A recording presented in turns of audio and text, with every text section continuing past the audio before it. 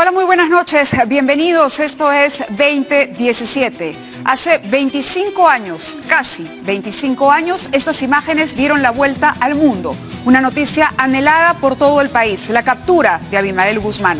En esas imágenes aparece el general Antonio Quetín Vidal. Él está con nosotros esta noche, vamos a conversar con él sobre la captura y algunas informaciones que se han desarrollado de la fecha en que fue capturado Abimael hasta ahora, porque se le ha cuestionado por varios motivos, pero él hoy está aquí para responder precisamente a esos cuestionamientos. También nos vamos a ocupar el día de hoy de la carta que ha hecho pública el expresidente Alberto Fujimori. En esta carta él habla de sus problemas de salud y habla de un temor a la muerte, pero no de un temor a la muerte por la partida, sino porque no le alcance el tiempo para unir a sus hijos. Estará con nosotros también la excongresista Marta Chávez para hablar de ese tema. Así que vamos a empezar el programa de inmediato y está con nosotros el general Antonio Quetín Vidal. Muchas gracias por acompañarnos, general. Un placer estar en su programa, señorita. El martes se cumplen 25 años de la captura de Abimael Guzmán. El terrorista más buscado, el hombre que había convertido este país en un país inviable, en un país en el que no se podía respirar paz, que ahuyentó a muchos peruanos que tuvieron que buscar un futuro mejor y paz en el extranjero para poder simplemente salvaguardar su integridad. Han pasado 25 años y el gobierno ha decidido que los miembros del EJAIN, el grupo que capturó a Abimael, merecen ser considerados héroes de la democracia. El próximo martes ellos van a ser condecorados en el Congreso de la República primero y luego en Palacio de Gobierno. En esa lista Antonio Quetín Vidal no está. Y sin embargo es el policía que aparece en estas imágenes que hoy hemos presentado y al que a todos en su momento atribuimos la captura del genocida Guzmán. ¿Cuál es la explicación y qué nos tiene que decir esta noche sobre eso? Le reitero mi agradecimiento, señorita Mabel, por el placer que me brinda de estar en su programa, tan sintonizado, dicho sea de paso.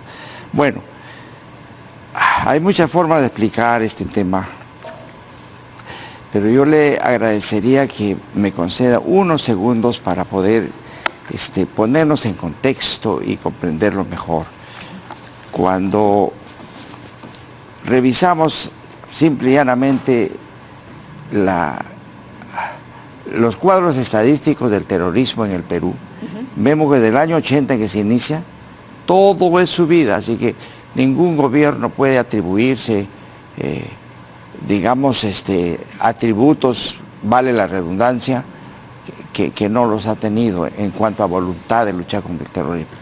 Aquí tiene usted. ¿No hubo voluntad política desde el 80 hasta...? Hasta, mire usted, el año 92 mismo, que fue el año de la captura, sube a su más alto nivel. Entonces, así se encontraba la DINCOTE en esos momentos, en esas circunstancias. Es un total descuido. Usted no me creerá, señorita Mavila, pero es inconcebible que la DINCOTE, cuya misión específica era luchar contra el terrorismo en momentos tan difíciles, ¿usted sabe cuánto tenía de presupuesto? 0 soles. 0 soles. Entonces, lo poco que tenía era para comprar escobas, etcétera, ¿no? Entonces, en esas circunstancias, yo asumo el comando de la DINCOTE, a fines del año 91. Y encuentro una organización, brevemente, no la voy a explicar toda, del año 91, de la siguiente manera. ¿Se le puede mostrar, por favor, el cuadro a la cámara? Claro que sí. ¿Tenerlo más claro? ¿Cómo así? Allí. Ahí. Claro. Sí. ¿Podemos acercar? Esta es la organización que usted encuentra en el año 91, sí, cuando asume en reemplazo de John Caro. John Caro. John Caro. Exacto. La dirección de la DINCOTE, que era la dirección contra el terrorismo. Así es, correcto. ¿Qué pasa? De que en 2 palabras, son unidades administrativas, de asesoramiento, etcétera, pero en el trabajo mismo, las unidades de línea, ¿cómo se organiza? ¿Cómo está organizada la DINCOTE? Como si fuera una brigada criminal. Quiere decir que no se conceptualizó bien al adversario.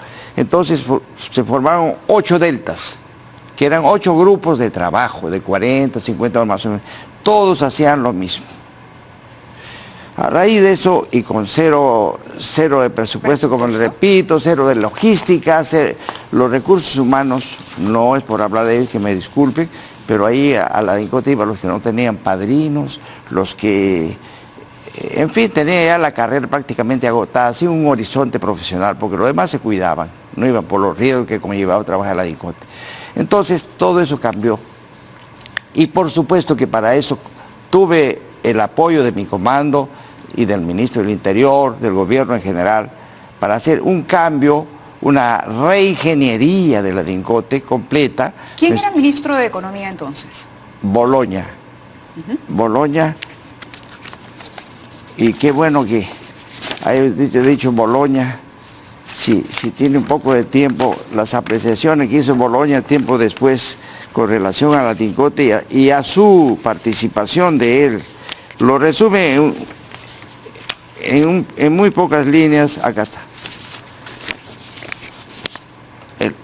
La idea que él tenía de la DINCOTE. Claro, estas son declaraciones de él, del exministro de Economía. Claro que sí. Dice, estaba en un cóctel en la Embajada Británica con los ministros de Defensa y del Interior y ninguno sabía nada de la captura. La noticia me dio un tremendo gusto, no solo por lo que significaba para el país, sino también porque en abril de ese año conocí al general Quetín Vidal cuando fue a hacernos una exposición de su trabajo y lo hizo con tanto convencimiento que ordené que se le destinara $1 millón para su labor de inteligencia. Entiendo que John Caro recibe un primer millón de soles de la partida del ministerio. No tenía él. No tenía. Cuando él estuvo de director no había presupuesto. Lo que, quién sabe, hay una confusión es con el hecho de que en su época se perdió un dinero en la DINCOTE, $20 y tantos mil, que era para la remuneración del personal. Entonces... ¿Tampoco se recibía apoyo de Estados Unidos? Sí, buena pregunta. Lo afirmo porque ya se ha dicho esto mucho, se han escrito libros, etcétera, etcétera, aunque esto, por lo que le voy a decir después, ha debido mantenerse en reserva. Pero en fin, Estados Unidos ha apoyado con una pequeña cantidad, algunos dólares, que los entregaba a través del Servicio de Inteligencia Nacional. ¿Quién manejaba ese dinero? Bueno, el jefe del Servicio de Inteligencia Nacional nos enviaba a nosotros y era todo para un grupo de trabajo que al principio era Grupo Especial de Investigación sobre terrorismo, el GEIN, ¿no? ¿El dinero de Estados Unidos llegaba al GEIN? Así es. ¿Y quién lo administraba? Ellos tenían autonomía. ¿Y cuánto dinero era? No me acuerdo mucho, pero no más de $5 mil, ¿no? Correcto, era poco dinero de la colaboración internacional. Claro, este grupo de que tanto se ha hablado, efectivamente se formó de una manera accidental, no ha sido estrategia de ningún partido político ni nada, porque si no le salió una sola pregunta a los que ahora se atribuyen, nosotros hicimos, nosotros fundamos, ¿por qué no le dieron un presupuesto, aunque sea un solo? ¿Me está hablando del gobierno de Alberto Fujimori también? Porque entiendo que el ministro de Economía sí tomó en cuenta las solicitudes y destina una partida de dinero. Él se quedó sorprendido cuando yo, en cuanto me hago cargo de la DINCOTE, ¿no es cierto?, pido una exposición ante los ministros. Fue en la casa del primer ministro de ese entonces, Camet, y se quedaron sorprendidos de las cosas que yo les informé, tanto la situación de Sendero como también la situación nuestra, que era precaria, como dice aquí Boloña, ¿no? Ahora, el GEIN había comenzado su trabajo en marzo de 1990. Sí. Esto es antes incluso de que Alberto Fujimori llegara al poder. Así es. Hubo un pequeño problema porque el GEIN estaba, el año 91, no existía. En realidad no existía. Pero estuvo acá. Formaban parte del Delta 5, Benedicto Jiménez, formaba parte del Delta 5. Hubo un problema, una desinteligencia con el jefe de todos los Delta, que era el coronel Victoriano Blanco Carrillo, y lo pone a disposición. Entonces Jiménez se va al frente, conocía al director de la Policía Técnica, ex-PIP, Rey Roca, y le concede un par de habitaciones en un edificio que está en proceso de construcción, usted recordará esa época. Entonces ahí comienzan a trabajar, ¿cuántos? Él mismo lo dice, ¿no? 3, 4, 5. Pero hay un detalle importante, ¿no? Que Jiménez, el año 89, recibe una información a través del Delta 5. O sea, llega al Delta 5 una información, una carta de una madre de familia que estaba completamente angustiada, desesperada, porque habían reclutado a su hijo una tal ISA, de seudónimo Isa el Sendero. No nos estamos perdiendo en la explicación, porque le he preguntado originalmente por qué no estará usted dentro de la lista. O no ahorita le contesto. Entonces, resulta que ese es el hilo del trabajo, ¿no?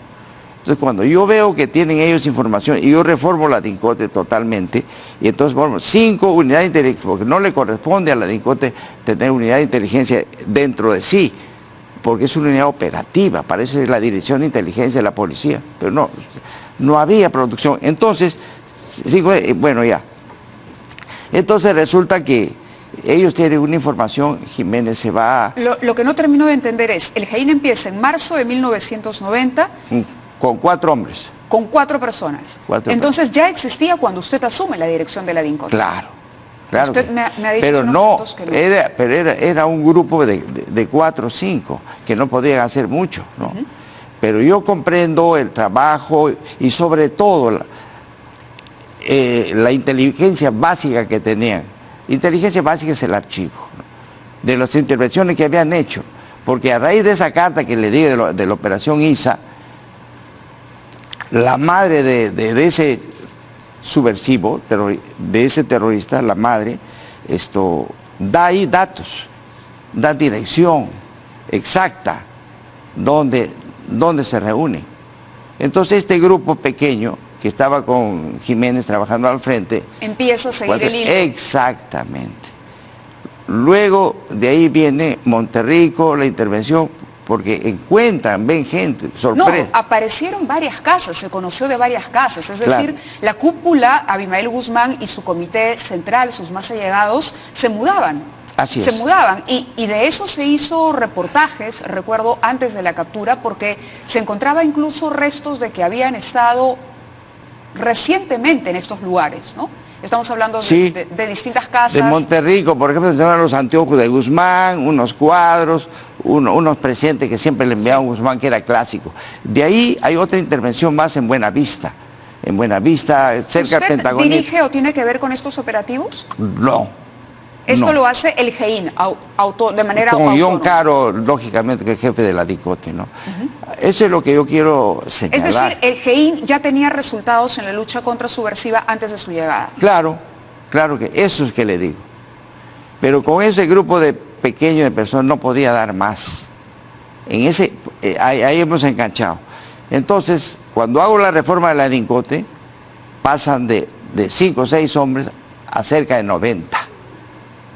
Para poder trabajar ya en serio y pedimos apoyo para que nos den capacitación, formación en el campo de inteligencia que no tenía la DINCOTE, estamos a 0. Usted hace esa presentación al gobierno y ¿cuáles son los resultados? ¿Qué obtiene para el trabajo de del GEIN?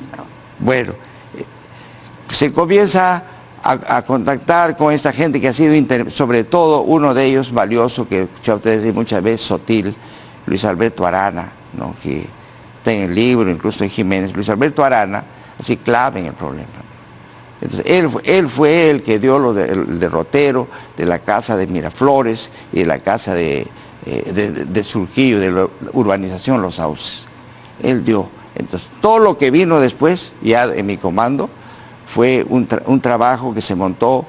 Primero, bueno, Miraflores se descartó, porque ya se habían retirado, incluso Inchausta y Marisa Garrido Ley, que habían vivido ahí, ya se retiraron, entregaron la casa, entonces todo se concentró en Los Sauces, en Surquillo. Pero para ese momento, entonces, para poner las cosas en orden y que la gente no pierda el hilo.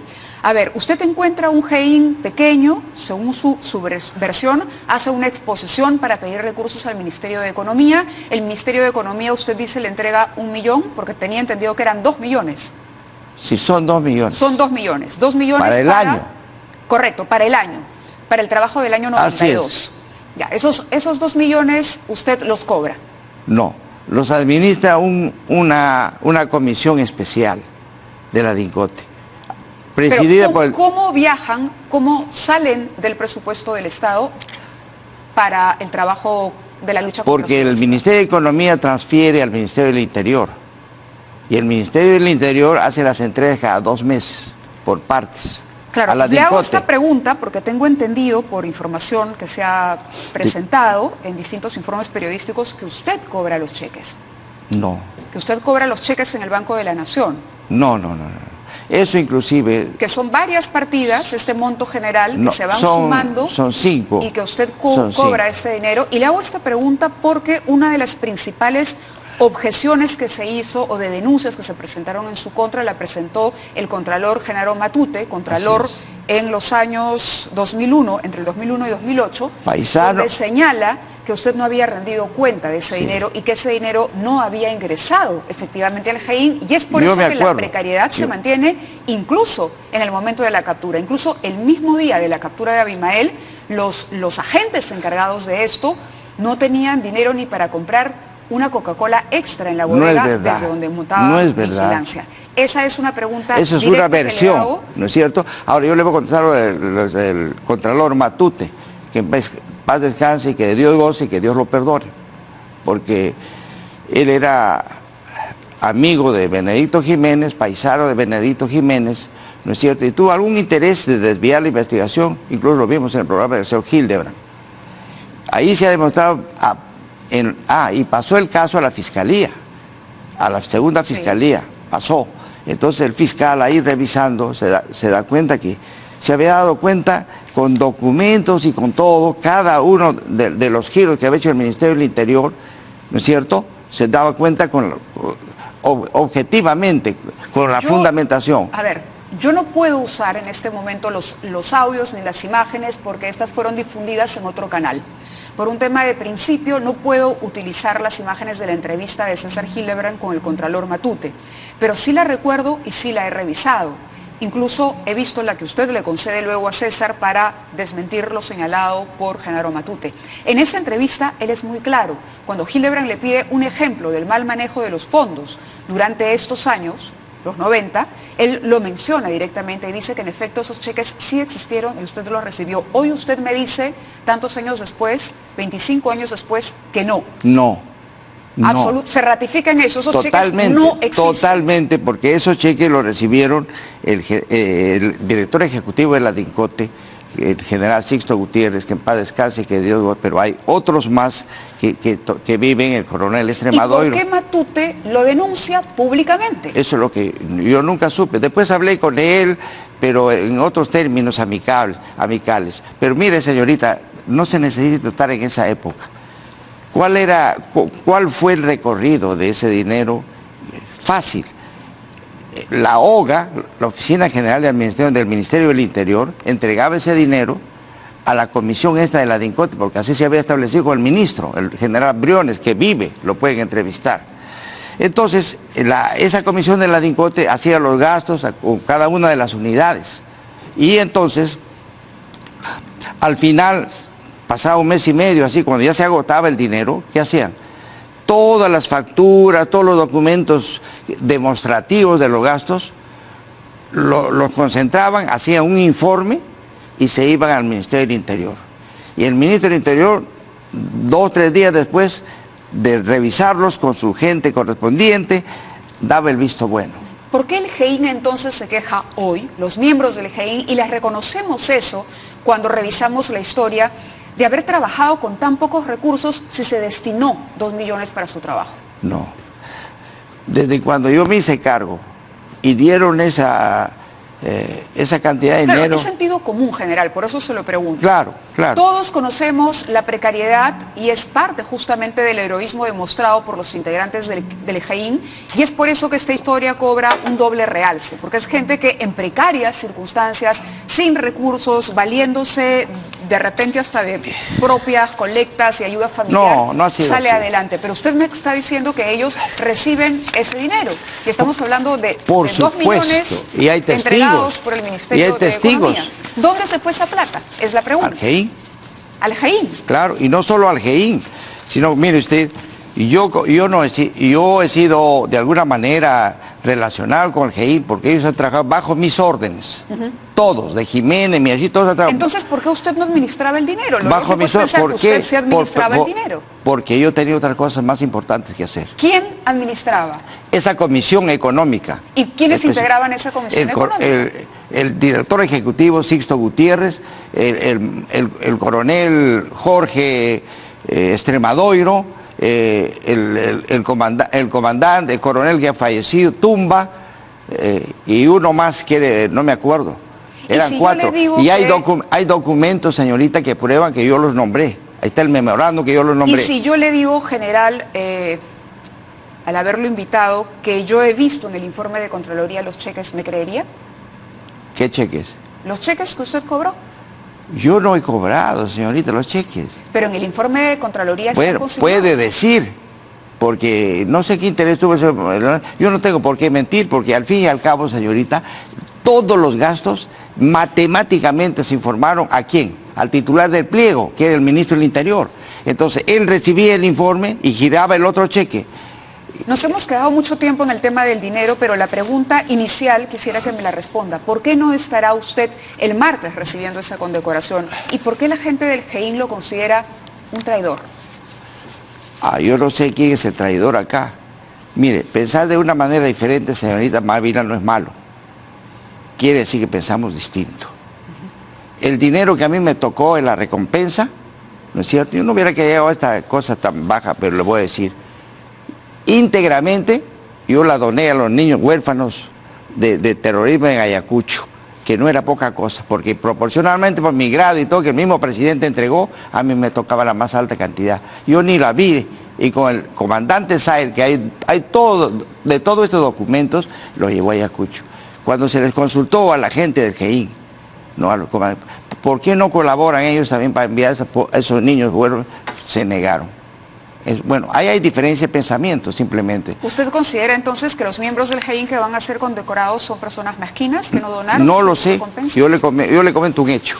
No califico, yo le hago una pregunta directa. ¿Considera que fueron mezquinos? Ya. Ahora, no sé qué pasó por ellos. ¿Y considera que son los héroes que merecen el reconocimiento que se otorgará el martes? Bueno, yo no me pongo ahí en el Congreso se ha otorgado muchas condecoraciones y ellos puede ser que tengan el derecho correspondiente, pero lo que sí yo le puedo decir, señorita Mayra, aquí está viendo usted el cuadro, que no solamente el GEIN luchó contra el terrorismo, no solo el GEIN, hizo el trabajo más importante de la captura de Abimael Guzmán, bajo mi comando y mi supervisión.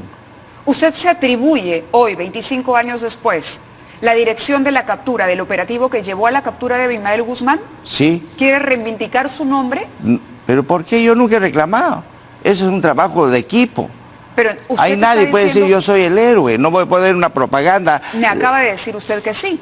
Por supuesto. A pesar de todos los cuestionamientos y de que sus, si lo entendemos así, subalternos y la gente que habría trabajado para usted con este logro exitoso, no lo quieren. Pero eso que yo qué puedo hacer. Y no tienen la mejor impresión de usted y hablan incluso de 3 traiciones, una de las cuales sería el mal uso de ese dinero que debió llegar al GEIN y que nunca llegó. Lo cual es falso. Y a mí me gustaría que alguien de los que dice eso lo diga en público, para llevarlo al Poder Judicial, como lo he hecho muchas veces con Jiménez. Yo lo sé llevar al Poder Judicial. El Poder Judicial ha visto eso. El fiscal lo ha archivado porque no tiene ningún valor. Se está dando cuenta de todo el dinero que se ha manejado de una manera limpia la comisión.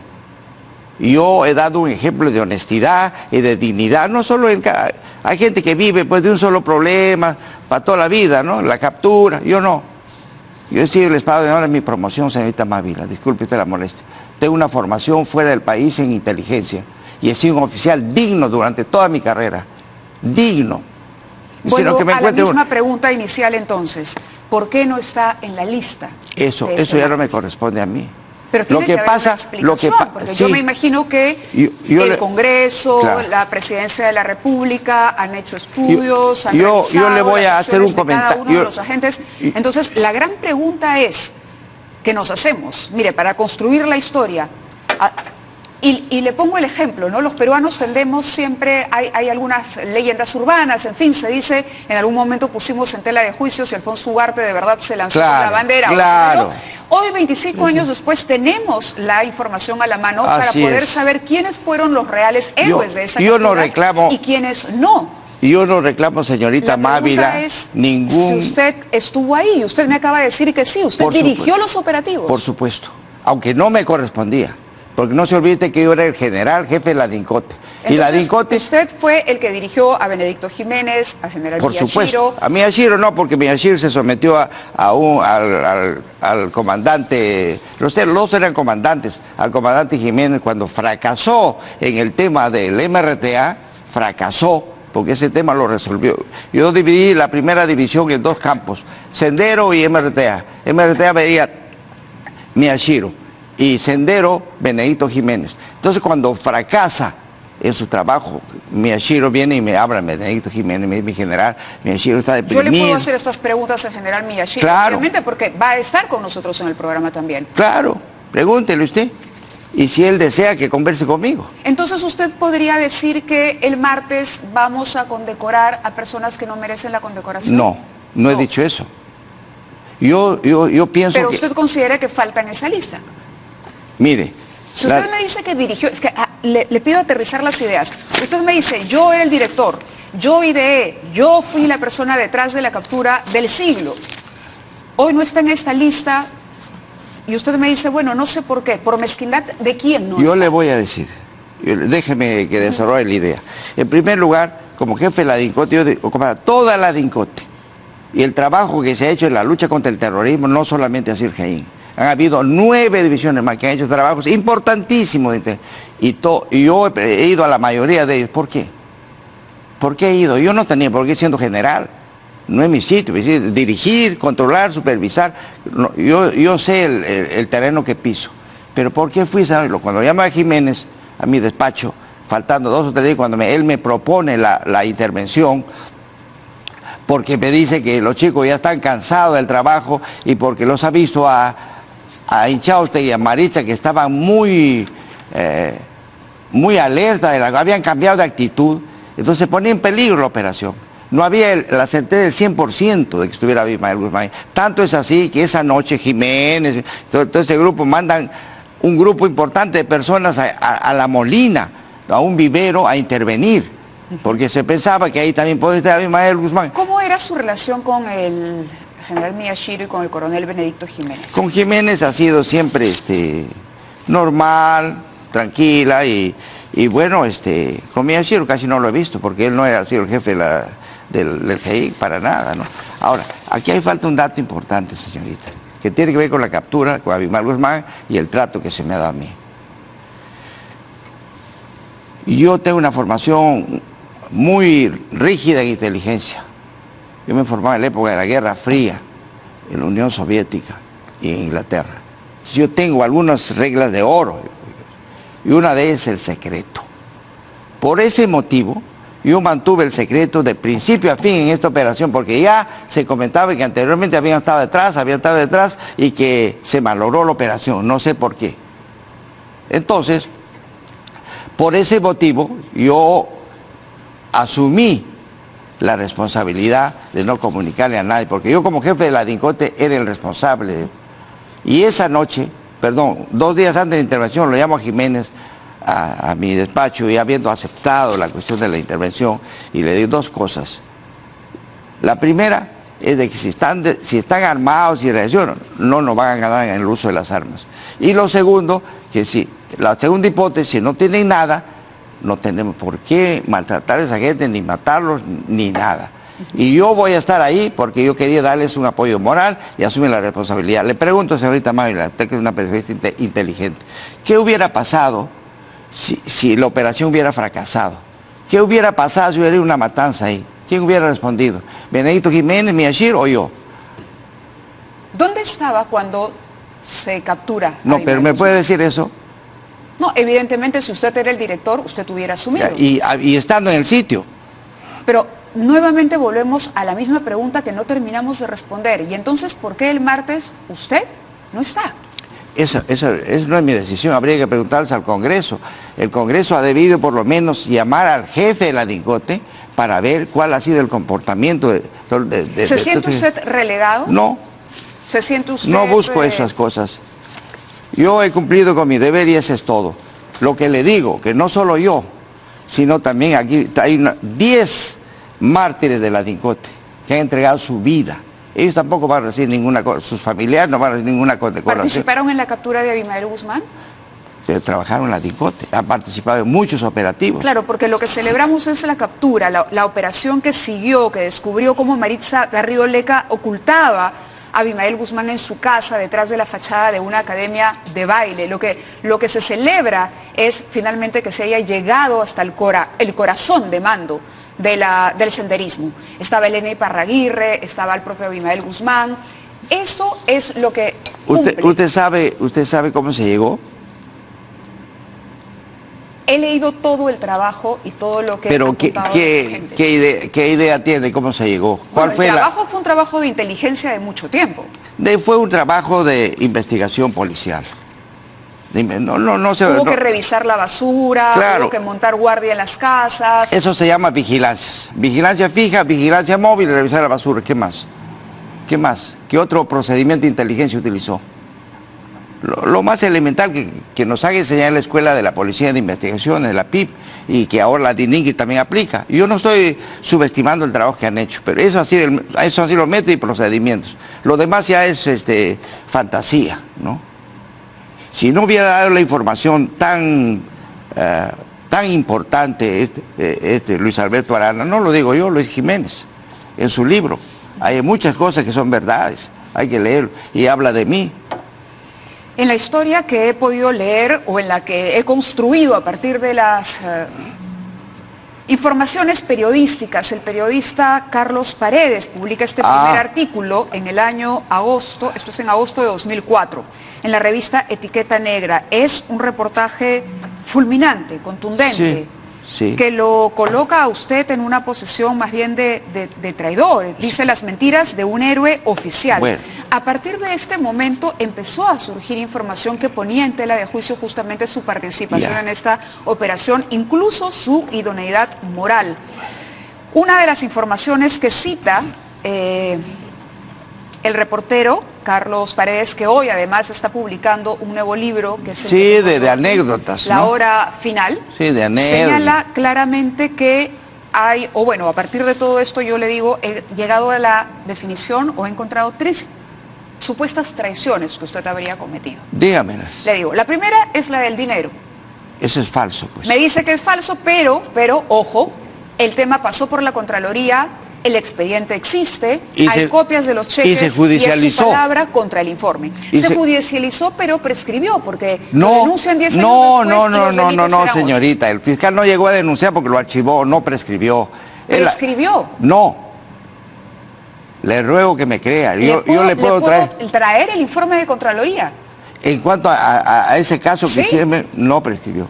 ¿Por qué va a prescribir? El caso concreto del dinero, de los cobros y del mal manejo incluso de las finanzas de los servicios de inteligencia. El fiscal sí existe, vive y puede entrevistarlo. Esa es una. La segunda es la historia del video. Pero yo me ratifico en que ahí fue una cosa absolutamente limpia, transparente, total. Correcto, esa es su palabra. A ver, y usted tiene derecho a expresar su palabra. Y ahí está en el Ministerio Público archivado. No puede prescribir ahí. Lo otro que le cuestionan... Él no me ha denunciado en nada. Es que usted haya sido quien filtró el video de la captura. ¿Quién filtra las imágenes que vamos a ver, por favor? Y si el director me ayuda, estas famosas imágenes... Yo le puedo decir, imágenes, si ve las imágenes, yo le puedo decir. Sí, vamos a ver las imágenes, por favor, del momento preciso en que se ingresa. Esta es la Casa de los Sauces, ¿no? Esto es ahí, es la oficina de la DIRCOTE ya, ¿no? No. Eso es en Los Sauces. Eso es Los Sauces, correcto. Esta es la casa, ahí está Abimael Guzmán, lo vemos a usted ahí. Hubo 3 cámaras ese día, ¿correcto? No. ¿Cuántas cámaras? 2 cámaras. 2 cámaras, que yo no ordené que las lleve. ¿Quién ordenó que llevara? Debe ser Jiménez o debe ser... Usted era el jefe, tiene que saber. Pero yo los encontré ahí. ¿Pero usted no era el que había dispuesto el operativo? Claro.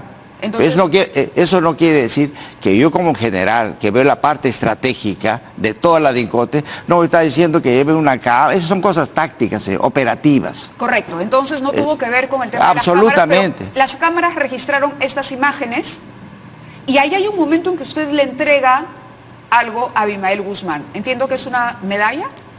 Sí, una condecoración. ¿Una condecoración de quién? De Mao.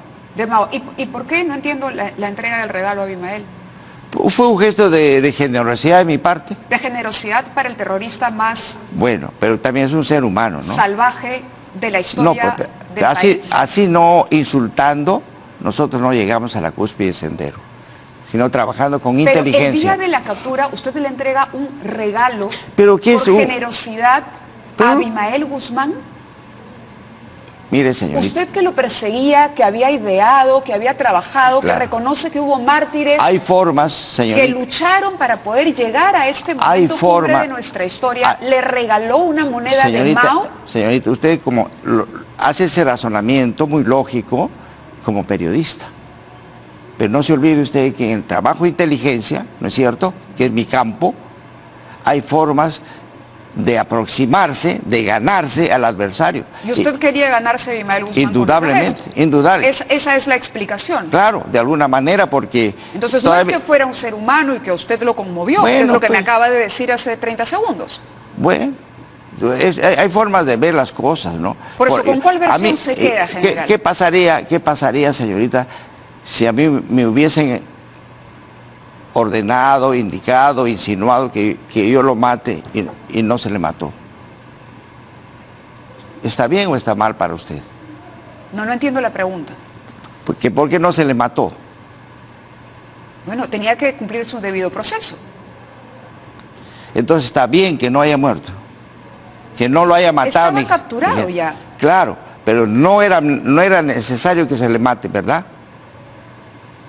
Si ya ¿Qué estaba opina detenido, usted? ¿usted cree entonces Porque es que... un problema de valores. No, pero acá hay un tema que me está preguntando si yo estoy a favor o en contra de la pena de muerte. No, de que si esa noche, en esa captura, se debió capturar a Abimael Guzmán o se le debió matar. Ahí. Yo creo que debieron capturarlo como lo hicieron. Aplaudo la captura de Abimael Guzmán. La celebro, la vi y lloré cuando vi las imágenes. Señorita, ahí hay una colisión entre los valores que maneja la democracia civilizada, la justicia, ¿no es cierto?, la vida, el respeto a la vida, etcétera, etcétera, y la lógica y la práctica y la metodología que utilizan los terroristas, que es matar. Volvamos al tema. Ahí está la diferencia. Ahí está la diferencia. Sí. Ok, volvamos al tema de las imágenes. ¿Cómo se filtra este video? ¿Cómo sale a la luz? Porque se le atribuye a usted la filtración que habría entregado a la periodista Falso. Cecilia Valenzuela. Falso. Pero, ¿Cecilia Valenzuela va a mentir?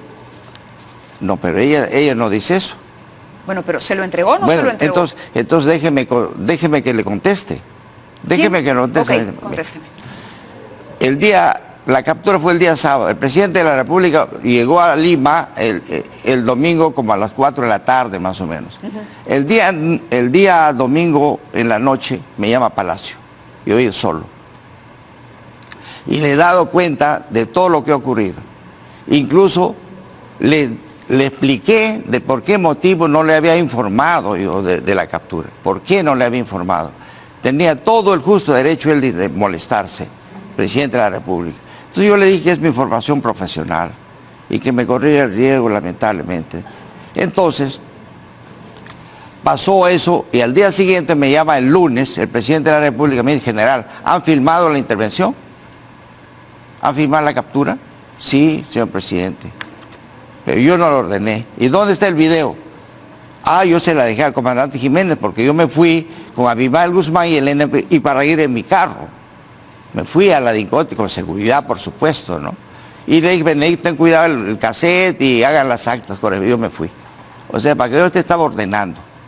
En eso, como sí, se filtró el cassette, ahí sí se le da actividad porque a él le conviene, ahí está su imagen. Y también convenía a algunos la plata. Pregúntele completo a la señorita Cecilia Valenzuela, la señora Cecilia Valenzuela, qué pasó en la calle Pardo con un corresponsal de CNN. Pregúntele. O sea, no solamente la motivación era de salir. ¿Quién filtró las imágenes? Volvemos a la pregunta. Bueno, se hizo. ¿Benedicto Jiménez? No le puedo afirmar eso. Pero eso sí, el presidente de la República se indignó y me dijo que el nombre completo de Benedicto Jiménez Vaca y del jefe de relaciones, que nada tenía que hacer relaciones públicas, y me dijo: avíseles que lo estoy dando de baja, pasando al retiro. Bueno, la información que yo manejo es completamente distinta. La información es que usted, que había filtrado las imágenes de acuerdo a las versiones que yo manejo, responsabilizó de este hecho a Walter Capa, el camarógrafo, y al general Miyashiro. Y que es precisamente por eso que ninguno de los dos recibió el premio que el gobierno entregó tras la captura Esta de última Abimael parte Guzmán. es cierta, y le voy a decir por qué. Porque cuando el presidente ordena eso, francamente, por mi generosidad, también quién sabe está mal para ciertas interpretaciones, de Jiménez, que estaba quebrado en su oficina. Claro, él es el camarógrafo a quien usted Sí, responsabiliza. sí. No, yo no lo responsabilicé, señorita. Yo Walter quisiera que Papa. este es un tema Entonces, tan delicado y tan serio, ¿por qué no me deje que le explique? Ya, ok, le voy a dejar Bueno, hablar, perdóneme. claro, mil disculpas. Entonces, el presidente, indignado, fue a ver, me ordenó eso, la baja de Jiménez. Ya estaban las resoluciones y todo, eso lo saben muchos. Entonces yo fui en la noche, rompiendo todos los conductos regulares, ni le toqué al ministro, yo me fui a Palacio, me arriesgué y hablé con el presidente, me recibió a las 11 de la noche. Y le dije, permítame explicarle, señor presidente, sobre la fuga, la salida de este cassette. Y le conté lo que estamos que lo último que yo vi sobre eso es a Benedito Jiménez, no que lo tenía en su mano, sino que lo tenía a capa en la filmación. Que es justamente el camarógrafo claro, que acabamos de ver en la fotografía. Claro, entonces yo al salir le dije, mira, usted se responsabiliza de eso, él no puede negar si es hombre. Él no puede negar. Entonces yo le dije al presidente de la República, al general Fujimori, que de repente está viendo el programa, que me desmienta si no es así. Yo le dije al presidente, ¿sabe qué? Benedito Jiménez, señor presidente, así mi brazo derecho. Benedito, así mi brazo derecho. Entonces, ¿supo usted quién había filtrado el video o no? Permítame terminar, señorita, está muy impaciente. O hacemos otra entrevista, pero le cuento más cosas. ¿No? Termina porque esto es largo, ¿ah? Bueno, entonces el presidente me dijo, sí, pues, pero ya se fue un problema político, apareció en CNN, no la BBC, como se dice. No fue la BBC, no, sino CNN, y yo tengo la copia. El presidente me llamó, estoy indignado. Entonces cuando fue al Club de la Guardia Civil Los Cedros, la CENESPAR conocida, el mismo presidente me sorprendió a mí cuando me dijo, hoy día voy ahí y voy a darle sorpresas, me dijo el presidente. Y llegó con unas bolsas de dinero, ¿no? Empaquetadas, pero ya me tengo la lista de todo el personal del GEIN, etcétera, etcétera. Entonces ya avisa que fue a solicitud mía. Yo nunca les he considerado enemigos a los del GEIN, nunca. Así mis amigos, mis alumnos. ¿Y por qué no lo quieren, general? ¿Yo qué puedo saber, señor? Ahora le voy a decir por qué. Mi suposición. Bueno, entonces el presidente ahí se reúne con el ministro del Interior, Briones, Cuba, el que habla, uno jefe más. Dice, estoy indignado, dijo. Indignado, ¿cómo es posible que primero se entere en una embajada antes que el presidente de la República? ¿Por qué? Porque esa noche, cuando hablaba con el presidente y le decía, Benedito, le perdone, etcétera, etcétera, me dijo, ¿y cómo salimos del problema político? Si usted confía en mí, señor presidente, déme una semana para investigar. Y vamos a ver qué pasó. ¿Y quién investiga las cosas? No soy yo, señorita, es la inspectoría. La inspectoría que estaba a cargo del coronel Extremadoiro, que vive, lo pueden entrevistar. Y por ahí hay una copia de este parte que se ha desaparecido. Y él es el que llega a la conclusión de que... Porque Miyashiro le confiesa, le dice que él ha llevado el cassette a la embajada de Estados Unidos, temprano. ¿Con autorización de quién? De nadie. Ahí está. Por supuesto él puede negar, porque en eso es especialista, pero yo no puedo tampoco estar con ellos en dimes y diretes, pero hay gente. Entonces, ¿qué pasó? Por ese motivo, el presidente no lo consideró en la lista de ascendidos y por ese motivo Exacto, no le dio el... No fue ascendido y no recibió el premio. Claro. Pero va a ser declarado héroe el martes. Bueno... y entiendo que luego el gobierno se rectificó con él. Yo le voy a decir por qué. Jiménez es héroe desde que es candidato, perdón, Miyashiro es héroe desde que era candidato al Congreso. Ahí hay un cartel en la Avenida de la Marina, héroe nacional, no hace falta que el Congreso le dé otra vez el mismo título.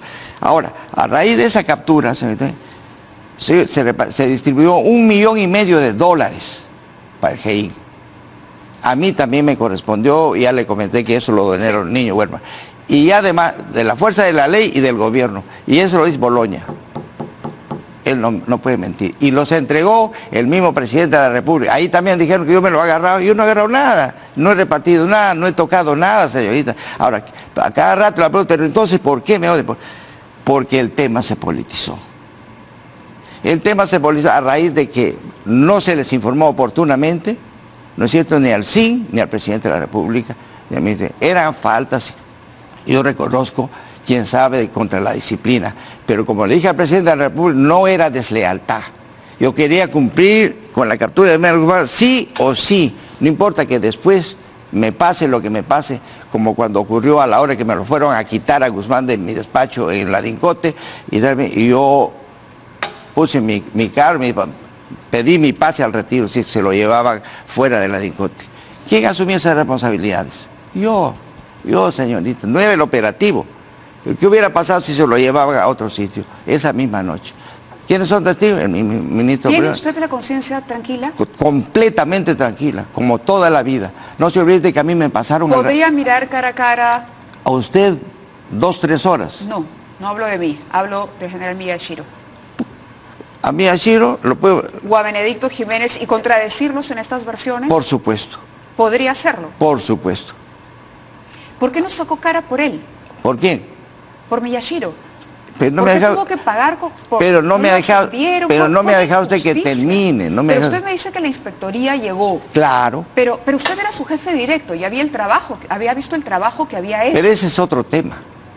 Entonces, ¿usted cree que la sanción fue bien aplicada? ¿Que estuvo bien que no ascendiera? No, ¿Que estuvo bien? no fue esa la sanción. Fueron 4 horas de rigor, 4 horas, que es un Entonces juego. volvemos al interrogante de por qué no lo ascienden y por qué no le dan el premio. Eso habría que preguntar al presidente que está en Barbadillo. ¿Y usted no reclamó por su equipo? Es la decisión del presidente, señor. Si Pero él era quería, a mí parte de también su me hubiera equipo. castigado. ¿Cómo? Pero era parte de su equipo. Un equipo que había trabajado supuestamente de forma unida, en circunstancias muy complicadas, y eso establece hasta lazos familiares. Por eso, ¿por qué no defendió a sus por hombres? eso, señorita Mávila, es que me aventé, disculpe la expresión grosera, me aventuré, quise decir, de irme solo a Palacio de Gobierno, sin consultarla, y hablar con el presidente Fujimori. El caso de Benedicto Jiménez. Y yo lo salvé del abismo de la baja. ¿Por qué? Por lealtad. Lealtad con el subalterno. Y es más, yo le dije al presidente Fujimori, que ojalá que nos esté viendo, si se va a ir de baja de retiro, yo tengo la obligación moral, señor presidente, de pedir mi baja también. Lo que pasa es que a mí me han hecho malas famas. Yo he sido un jefe muy derecho. He sido un jefe muy digno. Mi dignidad Tengo una última traición de esta lista de entonces, señorita. Y tengo solo 10 minutos para concluir el programa. Me ha dado su respuesta sobre la primera, sobre el tema del dinero, me ha dado su versión sobre la segunda, sobre el caso de la tercera traición. Le voy a dar la tercera también. La tercera tiene que ver con lo que le voy a leer a continuación, que está publicado en el libro de Carlos Paredes. Y le pido a los televidentes, por favor, que presten mucha atención, porque dice así: al segundo día de la permanencia de Abimael Guzmán en la sede de la Dincote, el oficial de inteligencia de una de las Fuerzas Armadas le ofreció al teniente José Gil entregarle un equipo de micrófonos de alta resolución, a simple vista complicados, para instalarlos en la celda que ocupaba el capturado jefe de Sendero Luminoso. Es decir, se capturó a Abimael e inmediatamente se instalaron micrófonos para poder registrar todas las visitas, las conversaciones que sostenía Abimael Guzmán, entiendo, con representantes de la Cruz Roja, con algún abogado eventualmente y con cualquier oficial que pasara a interrogarlo. En ese contexto, dice el libro, otro personaje que pedía hablar con Guzmán en su celda era el jefe de la Dincote, el general Quetín Vidal. Una tarde, en el penúltimo día de la estadía de Guzmán en el edificio de la Avenida España, el joven técnico que operaba, hablamos de la persona que hacía las escuchas, le informa al teniente Gil que había grabado una increíble conversación entre Quetín Vidal y el genocida de Sendero Luminoso. Obviamente Vidal desconocía que la celda estaba siendo monitoreada por un equipo de chuponeo, ¿no?, de alta generación. Sin embargo, por precaución, dice que usted habla bajo y que tiene una conversación con Guzmán en la que usted le da una serie de consejos de cómo presentarse ante la prensa. Ese audio se ha hecho público, sí, y creo que lo tenemos. ¿Le puedo mostrar el extracto, por favor? Si gusta, sobre ese audio, el mismo señor Hildebrand, periodista tan digno y tan transparente, que muchas veces me ha cuadrado a mí en cosas y que después he tenido que rectificar, dice usted. Claro. César Hildebrand. Claro. Vamos a escuchar el audio para entonces, que usted me dé su versión. Él dijo que eso era una traición de mis subalternos. Una traición que estén grabando a su jefe. Bueno, pero lo que se escucha en la conversación ya yo no le voy a explicar. Yo le voy a explicar. Deme su versión. La versión es, señorita, que yo he conversado con... Pero, ¿me deja transmitir el audio, por favor, para que la gente entienda? A ver. A ver, ponemos el audio.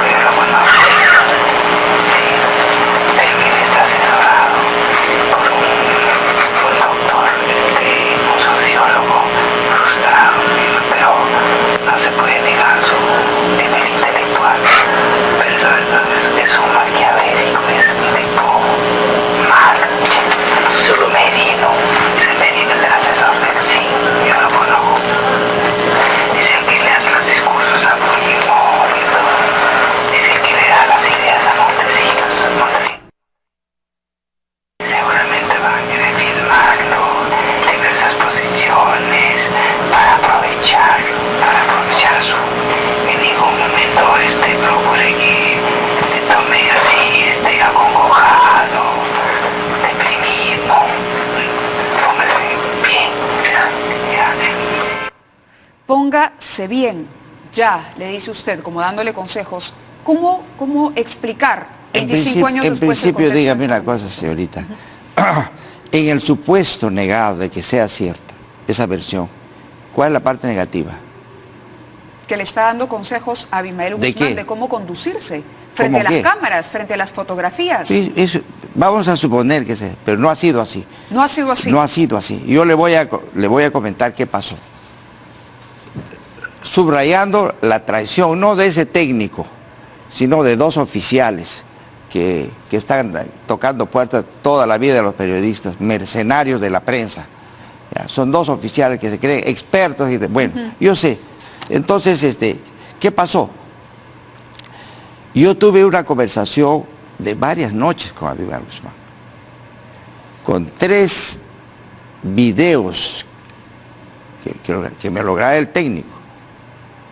Ahí estaba el técnico. Yo voy a ser tan tonto de decir cosas así, que ¿cómo se llama? De alguna manera transgreda mis principios. Yo soy jefe de la DINCOTE. Entonces, yo he tenido esos 3 videos y esta misma gente, que siempre lo visitaban a Montesinos por lo bajo, ¿no es cierto? Me falta completarle por qué no lo ascendieron a Miyashiro eso. Ahorita le voy a decir. Entonces... Tenemos 6 minutos. Yo termino, no se preocupe. Entonces, ¿qué pasó? Le avisaron a Montesinos, como Montesinos tenía mucho celo sobre mi persona, porque de lo contrario, no me habían prohibido asistir al colegio de abogados cuando me condecoraron, me prohibieron. Cuando me prohibieron para ir a todas a mí, ¿no? Y después le voy a contar, quizás ya no alcance este tiempo, qué cosas son realmente traiciones que yo le puedo probar. Le hablo de esto porque déjeme terminar la pregunta para aprovechar los 5 minutos y que usted pueda usarlos y terminar su versión. Bueno, déjeme terminar el detalle, deme 1 minuto, le pido esto porque este audio no llega solamente a este tema de la sospecha de consejos, sino que hay algo más grave. Según el libro de Carlos Paredes y la investigación, que usted me dirá si es cierta o falsa, porque está en su derecho de hacerlo, dice, en ese tiempo lo que más decepción le produjo al comandante Miyashiro fue escuchar la respuesta de Quetín Vidal cuando Guzmán le pregunta a quién se le había ocurrido vestirlo con un traje a rayas con el número 1509, día en que se fundó la Policía de Investigaciones del Perú. La manera en que presentan a Montesinos en esta jaula con el traje a rayas, ¿de alguien fue la idea? Fue la idea del coronel Manuel Tumba Ortega. No. Tengo entendido. Él era mi subalterno y yo tenía que aprobar. Entonces, ¿fue su idea? No. ¿De quién fue la idea? No le voy a decir. Ok, lo cierto es que, según este audio, usted le habría dicho que fue el coronel Manuel Tumba Ortega y usted lo conoce refiriéndose a Abimael porque fue quien lo trajo desde Ayacucho cuando lo detuvieron en 1979. Es decir, usted habría echado, para ponerlo en términos criollos, al coronel Manuel Tumba Ortega, que 40 días después de esta presentación, Abimael Guzmán fue asesinado por Sendero Luminoso. Y que recibirá póstumamente la condecoración el día martes en manos de su esposa. Aún sin haber sido el GEIN. A pesar de no haber sido del GEIN. Y entonces, hay otros 10 más, por si acaso, que han fallecido en la DINCOTE, a ver si se acuerdan. Yo no. Entonces, yo ahora sí le digo, respeto, presentadas pero no necesito de condecoraciones. Que explicarían el porqué de los anticuerpos del no es así. Hacia su persona. No le es digo, así. Deme su versión en los 3 minutos que Claro que sí. Mire, ve, señorita, en primer lugar, yo grabé 3 horas con Abimael Guzmán. Y una tarde me llama Montesinos, del CIN, me dice, el presidente se ha informado de que ha tenido una conversación con Abimael Guzmán, ¿sí? Pero él está acá en el CIN y quisiera escucharlos. Entonces, no me dio tiempo para sacar siquiera una copia. Yo le llevé, no los 3, sino 2, y se lo entregué a Montesinos. Y hasta ahora estoy tratando de recuperar esos videos, no sé ni dónde están. Ahí está toda la versión completa de las preguntas estratégicas. Yo lo estaba diciendo, cuántas bombas puso, desde el punto de vista estratégico, señorita Mami. Entonces, ¿por qué lo ascendieron a Montesinos? Porque era pues íntimo amigo de Santiago Fujimori, usted sabe, o no sabe. Era muy amigo de Santiago Fujimori y por ese canal reclamaron. Y Miyashiro recibió, que pregúntele si gusta, un gesto de solidaridad de sus compañeros del GEIN. Hicieron una bolsa equivalente a la que recibieron los otros y se lo dieron a Miyashiro. Pasó el tiempo, le dieron la condecoración a Miyashiro, perdón, lo ascendieron a Miyashiro en octubre, y le dieron también el dinero que no le habían alcanzado en ese tiempo. ¿Y yo qué podía hacer? Yo no lo podía ascender. Por traer el presidente estaba indignado. Usted se imagina, señorita, el manejo de ese video. Ni yo mismo en ese momento le di tanto valor, ¿no? Pero ahí la lógica es muy simplista, pues dice, ¿quién se beneficia con ese video? Que Timbidal, porque él aparece ahí. Yo no he buscado eso. Si no, hubiera convocado a la prensa, hubiera dicho a la prensa. Si no, y también niega que le haya dado el nombre del coronel Manuel absolutamente, Tumba, Abimael Guzmán. Absolutamente. ¿Y si le dijera que el audio existe? Que exista. Yo la quisiera escuchar. Yo nunca en ningún momento he tocado. Si dicen que es mi voz, es falso. No es usted el No. En los audios que hemos escuchado tampoco es usted. Bueno, supongo que algo lo han sacado de acá. Usted sabe, ahora es fácil hacer eso. Que general, se nos acabó el tiempo. Yo quería agradecerle su presencia porque sé que ha sido una entrevista tensa, pero era importante. Me ha gustado. Era importante escuchar su versión, se lo digo porque más allá, o sea, a los peruanos, la noticia de la captura de Abimael Guzmán, a los que nos tocó vivir aquellos años sangrientos, de verdad fue del cielo, fue una bendición. Yo, como muchos otros peruanos, yo le juro, lloré con mi mamá cuando vimos las imágenes y se anunció. Entonces, definitivamente hoy sentimos orgullo por lo que la policía peruana pudo hacer, por la manera tan eficiente, así como ocurrió con los rehenes de la residencia del embajador japonés, también la captura de Abimael Guzmán. En donde yo también participé y nadie sabe. Nos permitió sentirnos orgullosos y decir, la patria, la democracia, las instituciones que están para esto han cumplido su deber y nos han hecho el mejor regalo, porque a partir de entonces la historia del país cambió. Pero también es importante que un periodista se ponga del otro lado para esclarecer la que puede ser la historia oficial, la historia a medias o la versión de parte. Entonces, hoy le he hecho las preguntas de quienes cuestionan su participación en esto, de quienes no sienten que usted haya liderado y más bien lo consideran alguien que aprovechó una coyuntura política y circunstancial en ese momento. Señorita, y que esa sería la explicación por la que no está. Yo soy un simple ciudadano, un cristiano de abajo, ¿no? Que me he hecho policía más o menos para cumplir con mi deber.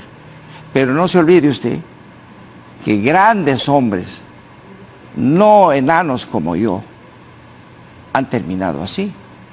Usted se acuerda cómo murió Napoleón, quién lo envenenó, el más cercano ¿Usted a cree él. que la historia ha sido injusta con usted, entonces? Yo sí. No la historia, porque la historia todavía no ha terminado de escribirse. No ha terminado de escribirse, hay muchas cosas. Tiene que hacerse un libro, pero consistente, con pruebas. Al señor Paredes yo lo denuncié. Pero no le ha ganado juicios. Por supuesto. A cada rato se corría a ver. Y ahora que voy a leer su libro y le voy a mostrar que también estoy dispuesto a combatir el Poder Judicial al señor Paredes. De nuevo. ¿Va a demandar a Carlos Paredes por esto? Voy a leerlo, no lo he leído, porque no me llama la atención. Bueno, le he leído un momento Bueno, en que claramente lo señala como el delator del coronel Manuel Tumba. Lo que provoca una venganza. Eso es muy grave. Me Por lo eso, tendrá que probar en el Poder Judicial. A partir de eso, ¿lo va a demandar? Sí. ¿Lo va a denunciar? Claro que sí. Bueno, no nos queda más tiempo. Le agradezco igual la... No se olvide, señorita, paciencia. más bien que yo le he estado quitando mucho tiempo. No, este país... Es más, quiero pedirle disculpas públicas, por favor, a Marta Chávez, a quien teníamos invitada al programa. El tiempo nos ha ganado, pero no podemos dejar la historia a medias. Había que terminar el tema y le voy a pedir que en una próxima oportunidad nos vuelva a acompañar a partir de esto, porque evidentemente la otra parte va a aparecer y lo que queremos es llegar a la verdad, que las generaciones futuras conozcan la historia como fue. No versiones aisladas, sino como fue. Bueno. Creo que nos merecemos eso. Usted ha mencionado, señorita, hablando de esto, ha mencionado sobre la liberación de los rehenes en la Embajada de Japón, la residencia, ¿sí o no? ¿Usted sabe quién dirigió todo el aparato de inteligencia? ¿Usted? Se lo demostraré en otra entrevista. Quedamos así. Con documentos. Hablamos ¿Usted sabe quién ubicó y lo puso en jaque a Vladimiro Montesinos en Venezuela? ¿Usted? Yo no quiero ninguna medalla, ningún reconocimiento. Pero tenemos tema entonces para 2 próximas entrevistas. Hasta más. Hasta más. Lo comprometo ahora en vivo. Con mucho gusto. Y con usted despido el programa. Esta noche ha sido todo por hoy. En 2017 estuvo con nosotros Antonio Quetín Vidal. Mañana regresaremos, por supuesto, con más información a las 9 en punto para ustedes. Ahora se quedan. Gracias. Se quedan con Valery Vázquez de Velasco. Noticias a las 10. Hasta mañana.